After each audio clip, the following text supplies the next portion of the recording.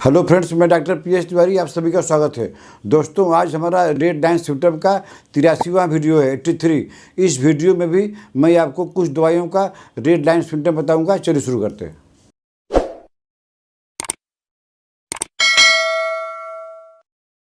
दोस्तों, पहली दवाई का नाम है सिफिलिनम।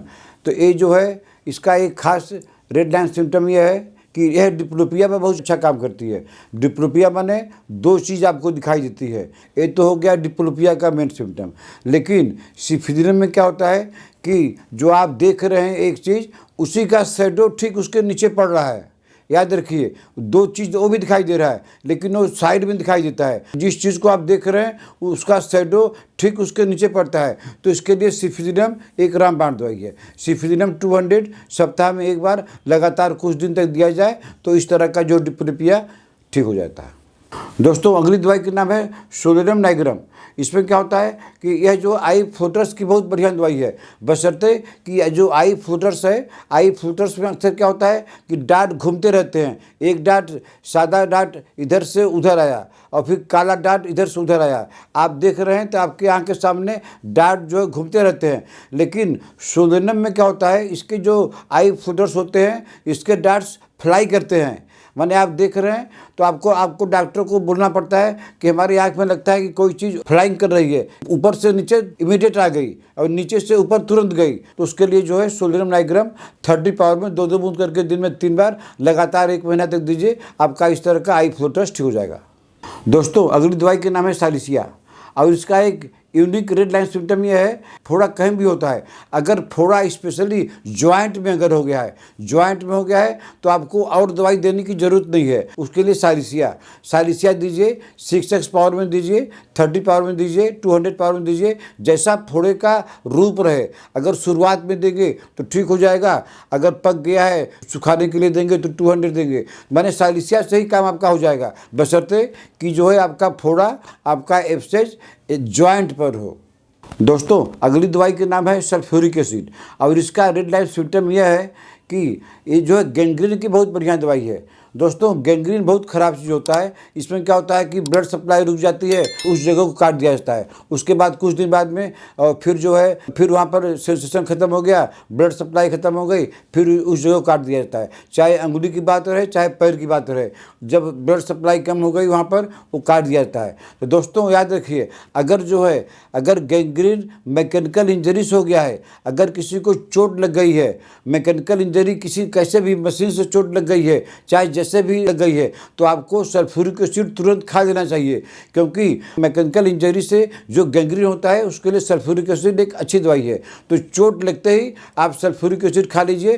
30 पावर में 2-2 बूंद करके दिन में 3 बार या 200 पावर का हफ्ता 1 बार खा लीजिए। तो आपको गैंग्रीन होने का चांस कम से कम 90% कम हो जाएगा।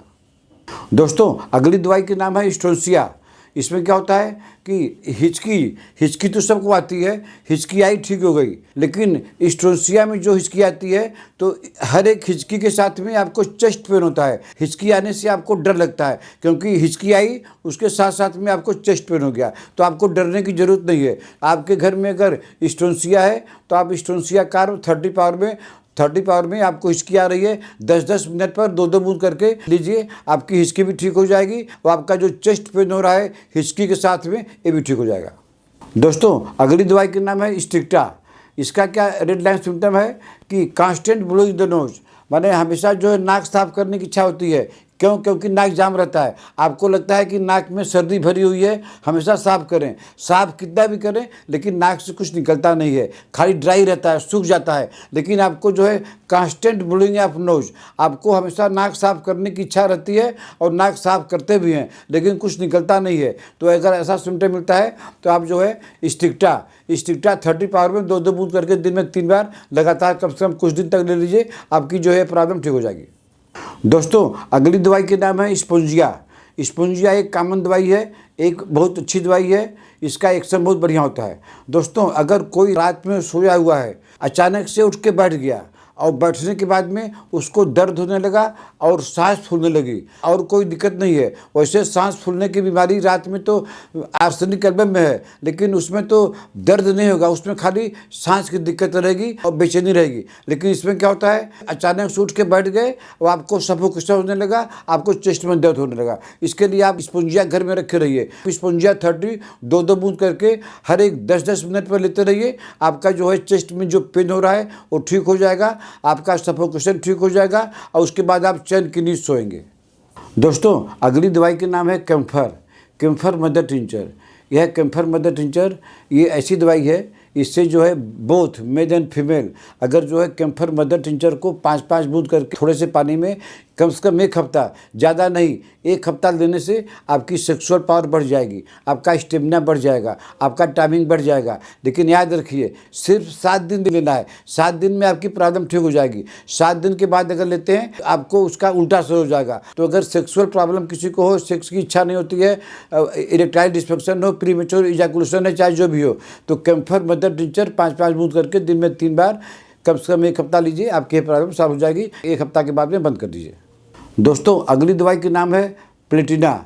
इसको 30 पावर में लेना है। इसका यूनिक रेड लाइन सिम्टम यह है कि अगर ओवरी में सूजन आ गई है और उसके कारण बच्चा नहीं पैदा हो रहा है और आपका अल्ट्रासाउंड में आ गया है, ओवराइटिस हो गया है, उसी से आपका जो है कंसीव नहीं हो रहा है, बच्चा नहीं हो रहा है, तो ऐसे फीमेल पेशेंट को प्लेटिना 30 पावर में 2-2 बूंद करके दिन में 3 बार कम से कम 3 महीना तक लीजिए। उसके बाद में अपना अल्ट्रासाउंड करा के अपने डॉक्टर को दिखाइए। दोस्तों, अगली दवाई का नाम है ओनोस्मोडियम। ओनोस्मोडियम 30 पावर में लेना है।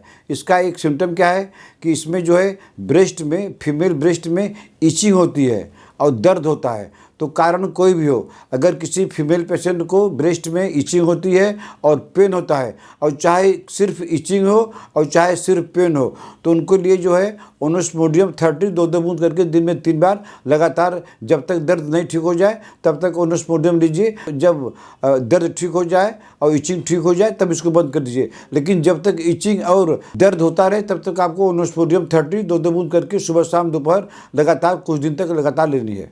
तो दोस्तों, आज मैंने आपको कुछ दवाइयों का रेड लाइन सिम्टम बताया।